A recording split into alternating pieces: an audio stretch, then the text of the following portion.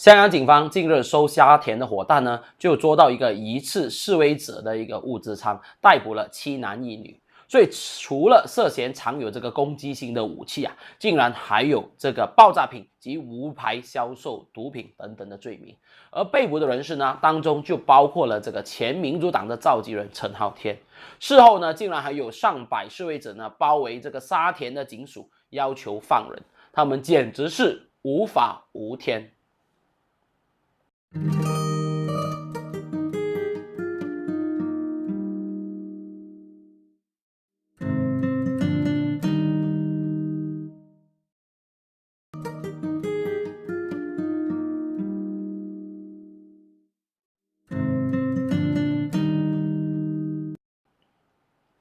Hello， 大家好，今天是2018年8月4日，这里是小马识途，不是老马糊涂。小马每天和你聊一则你感兴趣的时事新闻。新朋友的话，记得按订阅和旁边的小铃铛。而在视频开始之前呢，小马有几件事要和大家更新一下。第一，阿雪 Madam 和香港政府，我们继续支持你。然后呢，也恭喜8月3日的反暴力香港音乐会成功的举行，你们是最棒的。第二件事情，我们8月5日呢，请香港的朋友们，你们继续上班，拒绝罢工，因为发动罢工的并不代表全部香港人。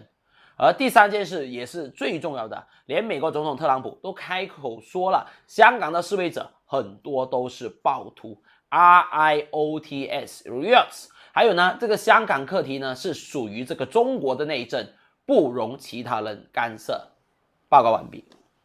而整个时间呢，就发生在8月2日，当这个沙田的警员他们巡视的时候，就发现了在这个喜力家大厦里面有几名形迹可疑的男子。他们根据可靠的线报呢，就在一个工业大厦里面发现了弓箭、头盔、口罩等等的物品。而这些类似的武器呢，曾经在无数次暴力冲击的时候出现过。所以警方怀疑这个县长呢的这个拥有者是拥有港独背景的暴力分子其中一个物资库。在这个物资库里面也扣留了8名男女，他们的年龄呢都介于24到31岁，所以警方就以涉嫌收藏攻击性武器、无牌收藏爆炸品以及无牌销售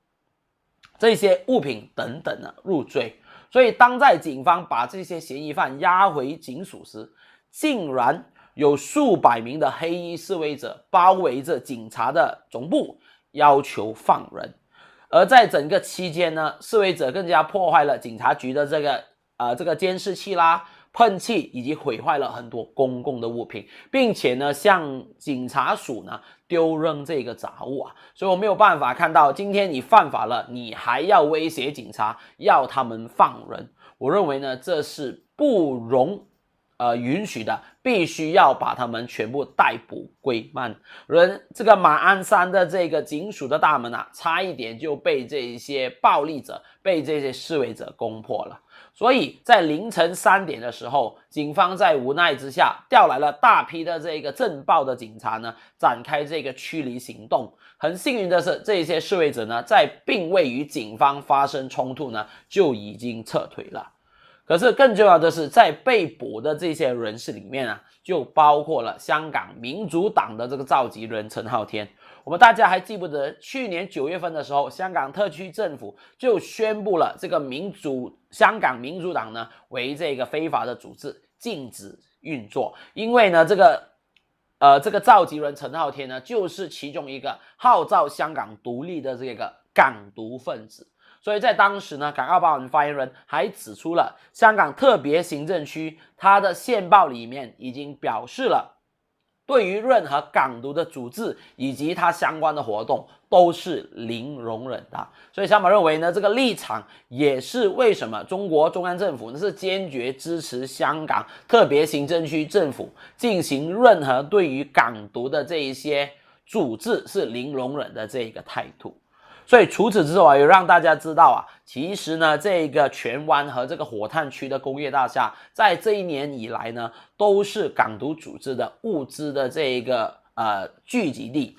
包括呢是很多，包括最主要就是这个香港民主党阵线呢，他们会在不同的仓库呢轮流摆放物品。以防呢被发现过后是会这个一偷清冲的这个局面呢。然后除了这件事，大家还记得在7月20日的时候，警方呢就在荃湾的工业大厦捣破了一处这个物资仓和这个炸弹工厂啊，就也同时间也检获了数公斤的这个烈性炸药。当时呢，小马还认为这些非法的组织，他们是不是想要进行这个恐怖袭击主义呢？可是后来很快又被其他这个示威者的游行又盖掉了这一个新闻，所以小马是感到非常的伤感的。为什么这些支持示威者的人士会把这些新闻全部都盖掉，企图美化这些暴徒的所作所为呢？这一点呢是让我感到伤心的。不过刚才我们讲了2单，就是陈浩天的，然后7月20日的，还有除了陈浩天等人，还有另外一件事也想和大家更新的一事，就是有警察在早前就接触到线报，有人利用这个公屋的单位作为掩饰，储存原材料拿来制作爆炸物等危险的物品。所以经过警方深入的探讨过后，他们突击其中一个单位，就发现在这间屋子里面有30多枚已制成半制品的这一个烟雾弹，还有制造工具，包括甲硝酸等等制造爆炸品的这些工具。然后经过调查呢，逮捕了单位里面的3人，分别是他的母亲及一子一女。所以呢，这些事件是让我们感到非常的伤心的。然后呢，现在呢，这一些原材料都已经被送往这一个炸弹专家等等进行检测，所以我们担心呢，不排除呢是有人在教他们去做这一些不法和带来危险性的行为。因为现在啊，这个网络的世界啊，就算你今天想要做炸弹或者是烟雾弹啊，你在网络上就有很多图文并茂的这些制作方法，所以呢是这个危机性呢是更加让我们担忧。当然我也再一次警告香港的朋友们啊，根据第200章的刑事罪行条例第55条呢，任何人制作这个爆制品或明知不可为而为之呢，不论他是否知道这个爆炸品是能够属于爆炸品，你一旦被认为是这个罪犯的话，都可被监禁14年或以上。所以呢，希望大家呢一定要小心为上。我认为呢是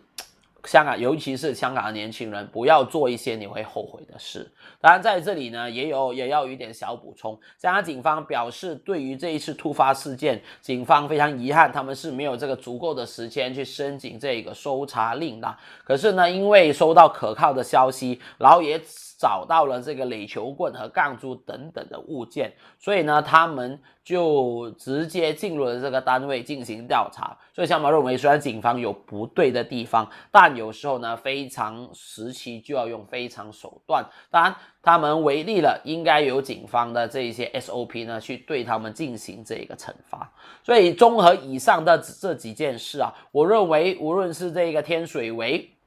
这个火弹，这一些被拘捕者呢都是属于制作业不可活，他们明知道支持港独、参与暴乱以及制造危险品都是这个违法的犯罪行为，可是你们却依旧要在这一条不归路上执迷不悟，不断破坏香港社会的安宁。其实这是不应该的，特别是这个民主党的召集人陈浩天，你身为一个领导人，你为什么要做出那样的事情？所以我认为这些人，包括陈浩天等人，他们都是制作业不可活。当然小马希望大家要密切关注接下来发生的事项，我们不希望看到更多事件发生，包括这个8月5日的这个罢工大行动。我们希望呢能够世界更加正面，能够有更多更好的这个方法让我们去解决这一个问题。而我也对香港警察保持持续的信心，